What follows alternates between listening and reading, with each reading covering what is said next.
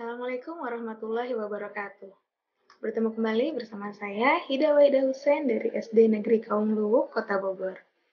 Hari ini saya akan melakukan pengimbasan AKM atau Asesmen Kompetensi Minimum untuk kita sosialisasikan kepada guru-guru di sekolah saya di SD Negeri Kaum Luwuk dan juga kepada teman-teman yang baru akan atau ingin sekali mengikuti guru belajar sesi asesmen kompetensi minimum.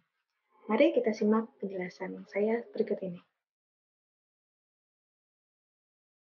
Coba menjelaskan tentang asesmen kompetensi minimum. Nah, ini kita adakan pengimbasan dari yang kemarin kita sudah pelatihan guru belajar secara daring di sepertinya kita ada kali ya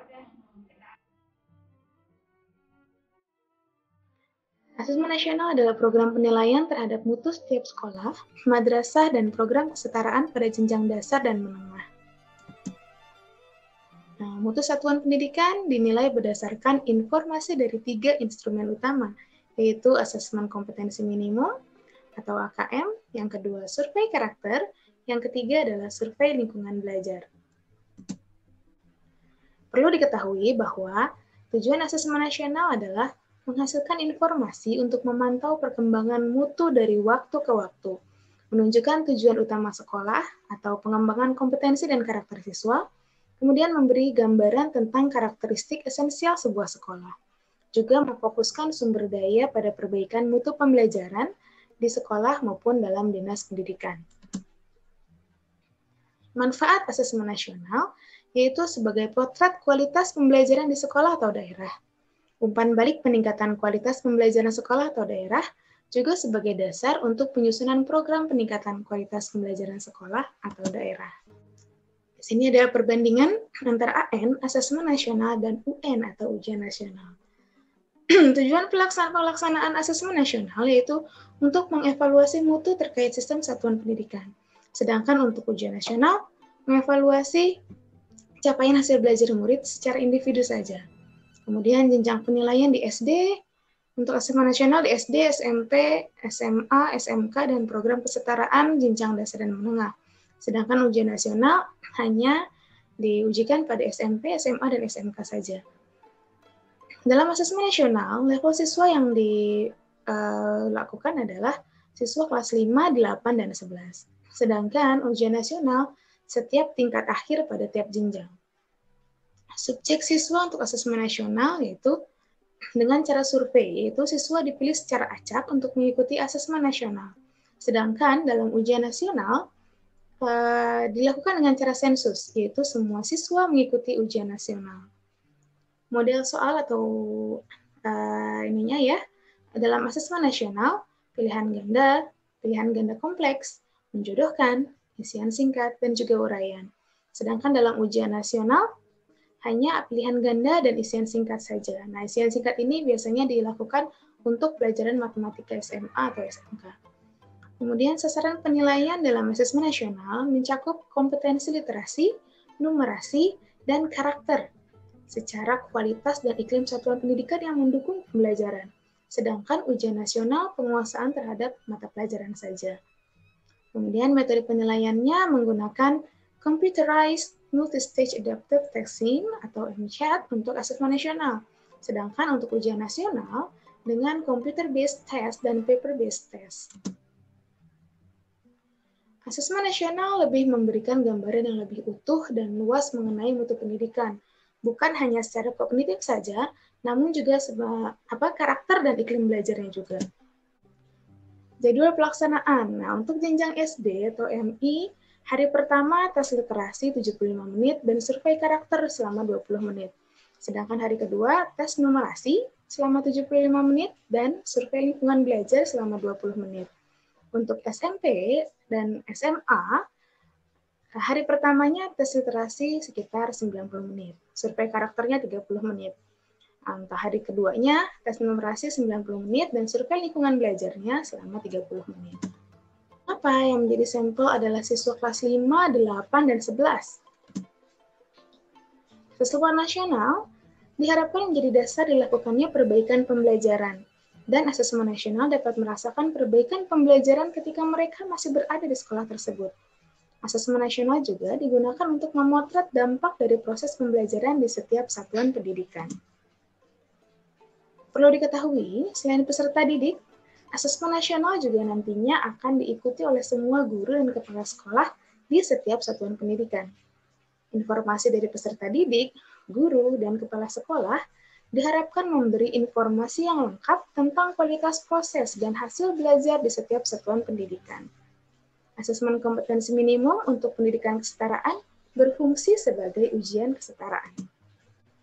Bentuk soal AKM yaitu pilihan ganda kompleks, menjodohkan, isi yang singkat, dan uraian.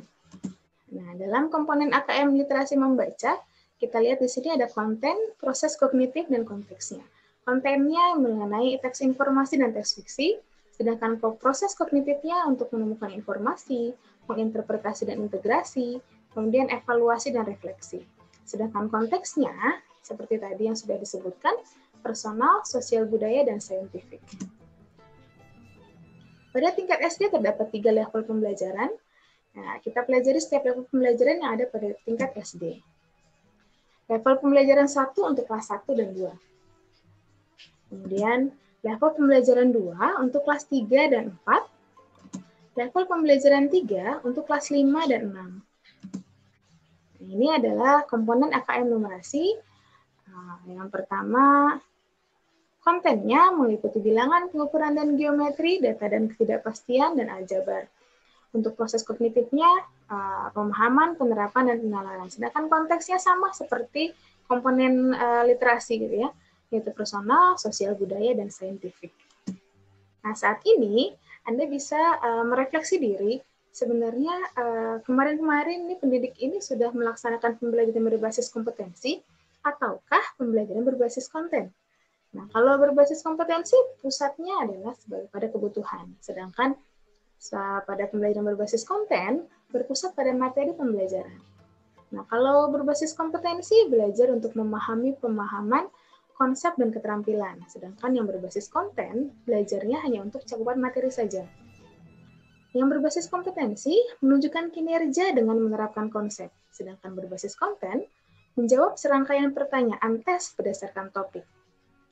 Untuk berbasis kompetensi, pembelajaran terkait dengan konteks kehidupan real, kehidupan nyata siswa. Sedangkan pembelajaran berbasis konten, pembelajarannya kurang atau tidak terkait dengan konteks kehidupan nyata siswa. Untuk yang berbasis kompetensi, orientasi pada proses dan penguasaan kompetensi. Sedangkan berbasis konten, orientasinya pada nilai akhir saja. Nah, kita dapat berefleksi diri.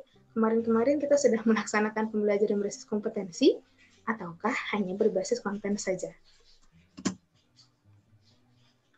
Nah, ini salah satu kategori kompetensi dan contoh analisisnya. Ini perlu intervensi khusus, kemudian dasar, cakap, mahir. Di sini ada segitiga belajarnya. Yang pertama di sini asesmen. Nah, dari kurikulum dulu ya, kurikulum, kemudian ke pembelajaran, kemudian asesmen. Nah, dalam segitiga belajar ini di dalamnya ada pengalaman belajar murid yang dicakupi oleh kompetensi kepemimpinan sekolah dan kompetensi guru. Nah, di sini untuk lebih jelasnya kita belajar melalui guru belajar seri asesmen kompetensi minimum. Ya, kita lihat sekarang bagaimana kita daftar untuk guru belajar seri asesmen kompetensi minimum.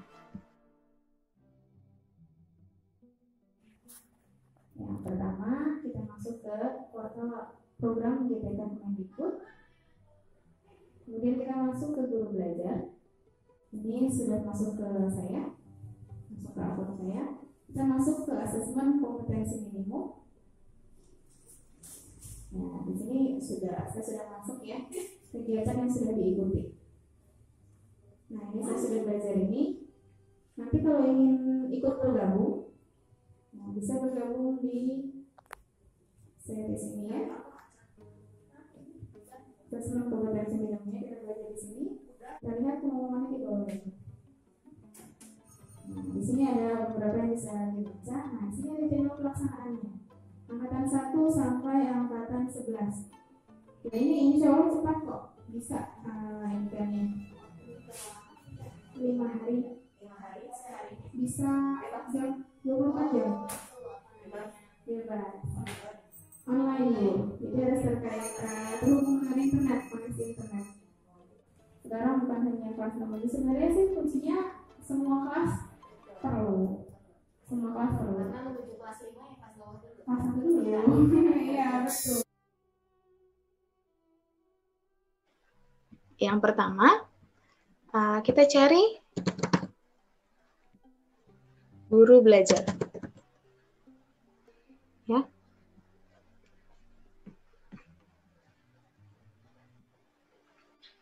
Portal layanan program GTK Kemendikbud. Nah, kita ikut guru belajar di sini, kemudian masuk.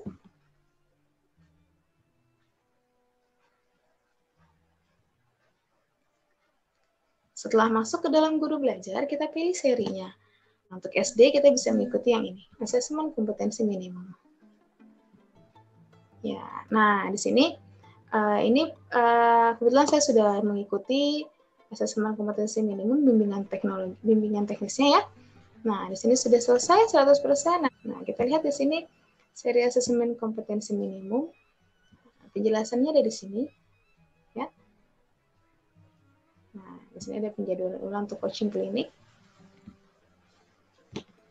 Nah, apa serunya nih? Nah, ini kita lihat AKM. Di sini kalau misalnya ingin belajar, langsung kita mulai belajar. Tapi kita lihat dulu, apa sih asesmen kompetensi minimum? Nah, ini ada beberapa penjelasannya yang bisa dibaca. Ya, ada 2 tahap. Yang pertama BIMTEP, yang kedua pengimbasan. Kemudian jadwal pelaksanaannya untuk BIMTEK, ini kita lihat untuk angkatan ini bisa mengikuti di angkatan 8, 9, 10, dan 11. Ya. Masih ada 4 angkatan lagi yang bisa diikuti. Silakan Bapak Ibu untuk ikut mendaftar dan ikut belajar bagaimana sih AKM, asesmen kompetensi minimum itu. Ternyata AKM ini adalah bagian dari asesmen nasional. Cukup sekian penjelasan dari saya. Nah, saya juga sudah melaksanakan pengimbasan di sekolah saya. Nah, itu dilaksanakan dalam 2 hari. Yang pertama saya menjelaskan untuk kelas 1, 2, dan 3. Kemudian di hari kedua saya menjelaskan untuk kelas 4, 5, dan 6. Nah, mudah-mudahan dengan cara seperti ini, guru-guru bisa lebih paham, lebih mengerti lagi tentang asesmen kompetensi minimum. Ya, terima kasih atas perhatiannya. Tetap semangat untuk belajar, semua guru Indonesia. Assalamualaikum warahmatullahi wabarakatuh.